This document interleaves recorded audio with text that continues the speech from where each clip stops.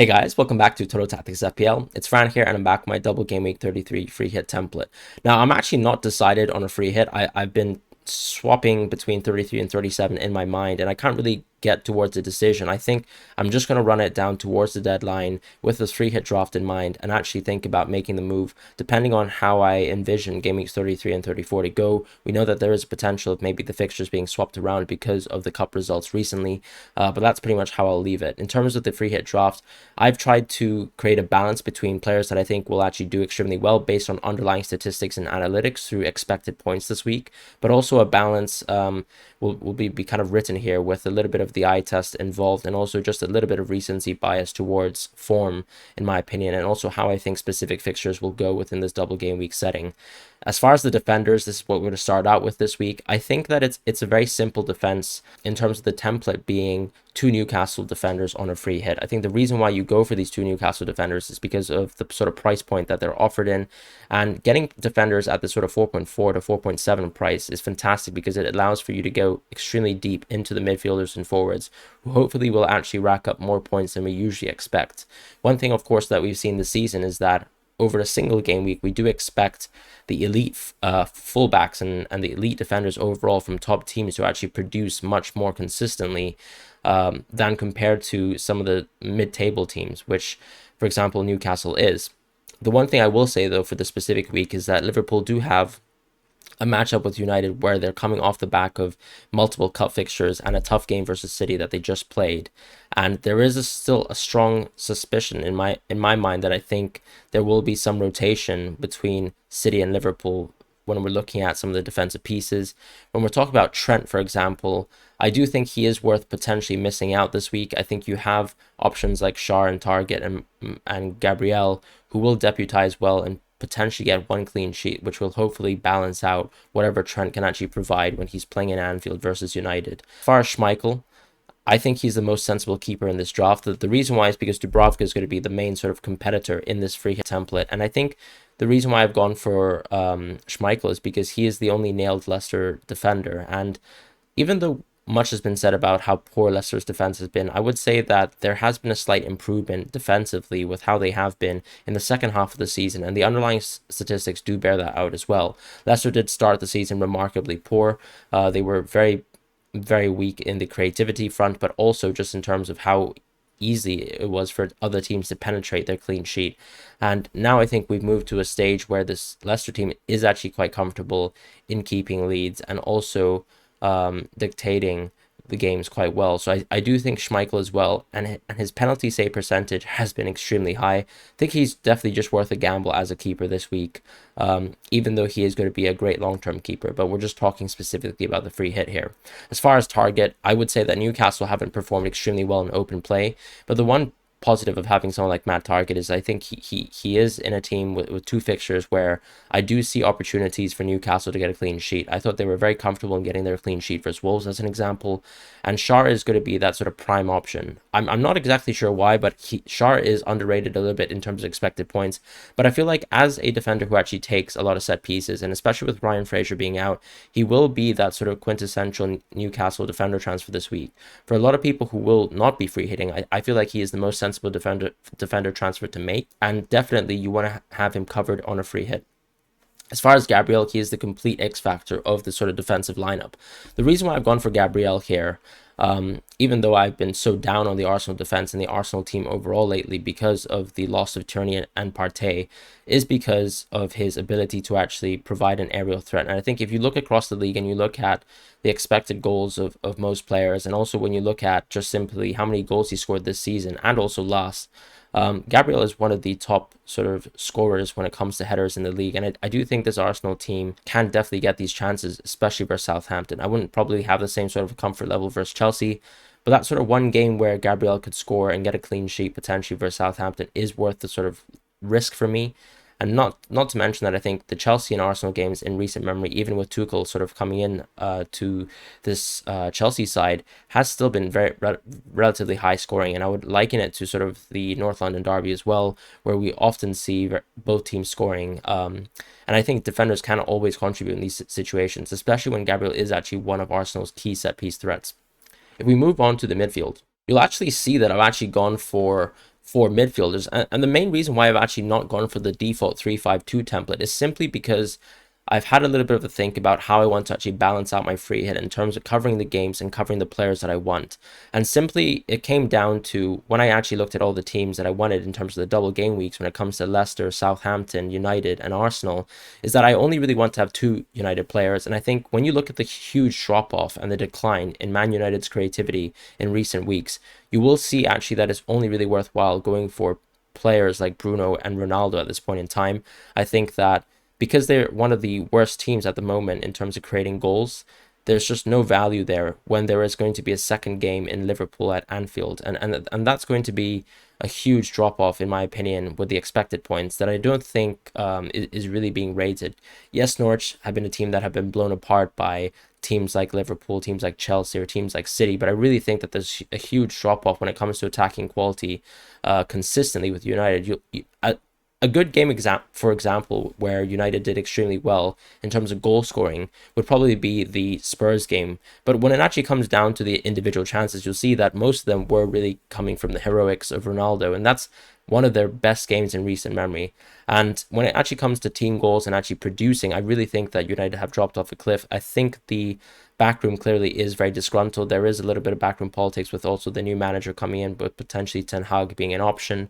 And then I think simply the players have slightly given up on the season because there's effectively nothing to play for. And they are sort of on the trail of Spurs and maybe even Arsenal, who have done much better in recent memory and really are the two teams vying for fourth place, in my personal opinion.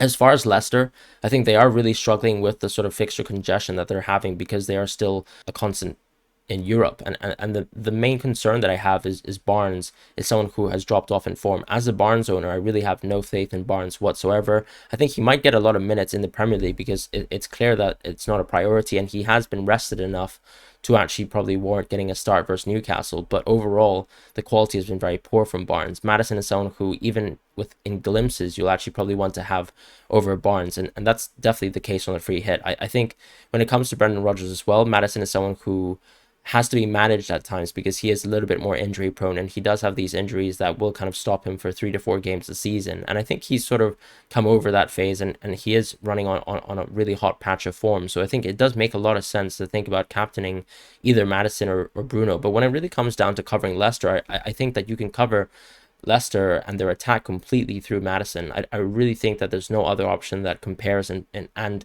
the main reason is because there's rotation between Iheanacho and Daka, and when you look at Barnes, simply the quality isn't there, even though the underlying stats used to be.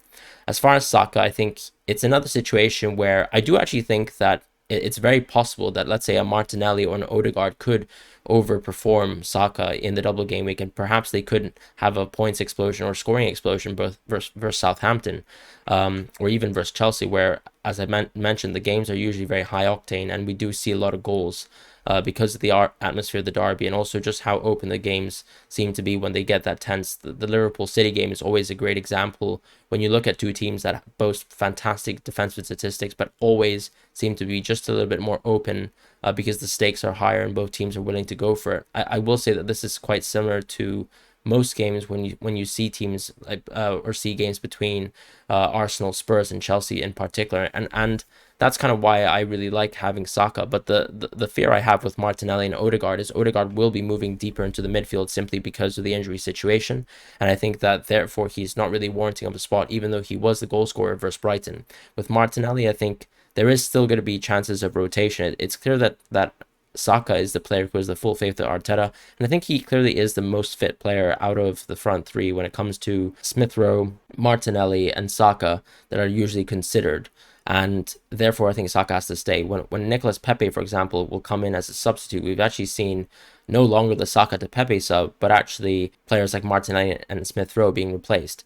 And that's an interesting feature where I think clearly it just means that Saka is the one that you want to keep in a situation where he has a chance to play maybe 180 minutes in the next two fixtures. As far as Son, as I was kind of saying with United, you have an empty spot here where you want to be covering at least maybe another United player in Sancho, but I feel like Son is just much more value than Sancho because he's not the third talisman of United, and he's pretty much the 1A, 1B option of a Spurs team who have exploded recently when it comes to actually creating goals and consistently scoring them. We know that both Son and Kane are clinical finishers. There's nothing really to go against either of these players here. And I think the value of having Son is just his price, really. When you compare him to players like De Bruyne and Salah, who both have relatively good games this week as well, the simple fact that Son actually allows you to have a really well-balanced team on a free hit just means for me that he is the single game week player that I'd like to pick. And doubling up on Spurs is not my worry at all. The one thing that I will say in terms of the 3-5-2 setup and me actually going for a 3-4-3 and opting for that is simply because of the last team when it comes to double game weeks that we need to consider about it, and that's going to be Southampton. Because personally, I will say that with Newcastle, I have no interest in going for Newcastle players at all. I think a lot of creativity will have dropped off because Fraser has been injured, and on top of that, you also have someone like Wood who pretty much performs effectively like a workhorse, but does play in a team that actually can give him penalties from time to time. I don't really think Wood is a great option whatsoever. When it comes to Southampton, however, they are a team that actually does quite well in open play, and you'll actually see that Adams consistently has very, very good, great underlying statistics. This is the same with James Ward-Prowse, who gets plenty of chances through the set pieces that he has. And obviously, if Southampton aren't able to draw a penalty within their double game week fixture, then clearly James Ward-Prowse is the one who benefits. However, I will say that Adams is clearly the focal point of this team when it comes to open play. And therefore, Adams for me is still the option that I'd like to go for if I was to sort of tempt fate in a little bit and actually go for a Southampton option. I really think Adams is going to be a better option than James Ward-Prowse. And when it comes down to team selection, that's exactly why I've moved into a 3-4-3 setup. So let's actually look at the forwards just to round things out. So as you can see, I've actually opted for the 3-forward front line of Ronaldo, Kane, and Adams. Now, I've already sort of made my case with Adams, explaining sort of why I haven't gone for James Ward-Prowse, who would actually have probably made a 3-5-2 setup in this team.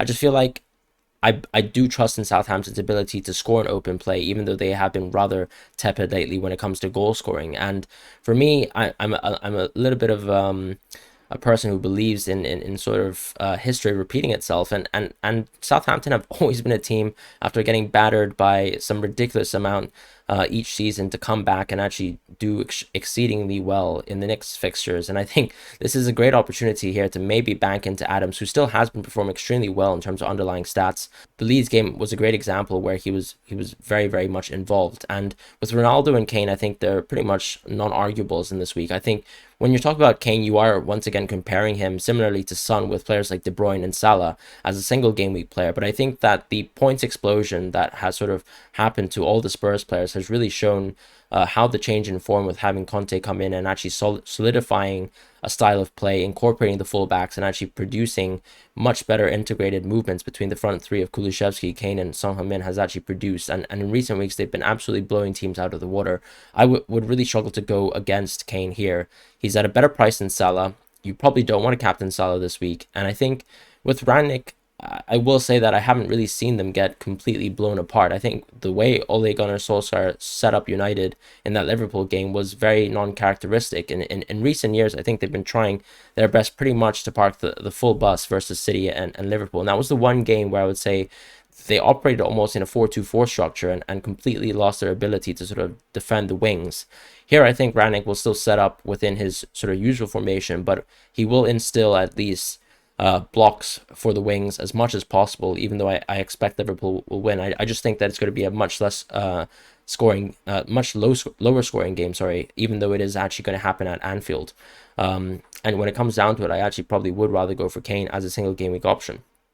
With De Bruyne, once again, and also Liverpool players in general, I think there is going to be a cautious thing to think about too with the impacts of the Liverpool City game. You never know what's going to happen there. There could be a lot of rest, there could be a lot of rotation, but at the same time, I think both teams would be absolutely going for it in the FA Cup semi-finals, and you'll see a lot of these players get rested or need a little bit of rest or even be tired. And I think the implications of that were seen in the Atletico Madrid game, where after such a intense Liverpool City game, we did see Kevin De Bruyne need to be subbed off. I don't really know if De Bruyne has an injury. I really don't think he does. It didn't seem like he had one on the pitch. But you can see the impacts as well on a player like Kyle Walker as well, who did put in an absolute shift over the last two games for this Man City team. And Spurs just don't have that sort of disadvantage really, and there's no real reason to go against Kane and Son, in my opinion. As far as Ronaldo, there was an incident in the previous weekend, but he still is a great FPL option, I think, this week. When it comes down to it, the Norwich game is a fantastic single game week fixture, And when you have the chance to free hit versus probably one of the weakest teams in the league and go for a premium goal scoring option and the talisman for a team, at least when he plays, then Ronaldo's absolutely worth it. I do think that the Anfield game is for some reason measured by algorithms a little bit in a weird way. I think United should actually have much less expected points. But the captaincy options will still be between players like Ronaldo, Fernandes, and Madison on your free hit, and justifiably so. I think some people, of course, who won't be going for a free hit will probably be thinking about just sticking with the form players such as Son and Kane, who perform exceedingly well. And once again, that's not a bad option. This is one of these weeks where if you're a non-free hitter, getting the captaincy right will actually probably save your week completely versus some of the free hitters who might have got one or two players wrong. Ultimately, though, I think investing in this sort of crop of teams and crop of players specifically will actually net you the most amount of points possible. Obviously, as I said, with examples like Saka, you could see Odegaard and Martinelli step up, or even Smith Rowe outscore. But I just think that this is the most logical team selection, and all these players have been supported in some way, some forth by underlying stats, or at least are gap filling in a way, such as a Mount Target, where they have good enough fixtures to justify their worth as a 4.7 asset, who is allowing you to sort of balance and get these multiple premiums in your team this week. And that's pretty much my free hit video. I hope you guys have a wonderful week ahead. As I mentioned in the sort of start of the video, I'm not 100% sure on whether I'd like to free hit or not. I do think that the upside is a little bit higher because, as you can see with this draft here, there's a lot of differentials to go for that will be double game week players that you probably wish you don't want to keep for the long haul, such as Ronaldo, such as Fernandes, even Che Adams, for example, for now, and Target and Schär, who will probably have a big fixture drop off with the Newcastle team. But that's as things stand. This is my free hit template, and I hope you guys have a wonderful week.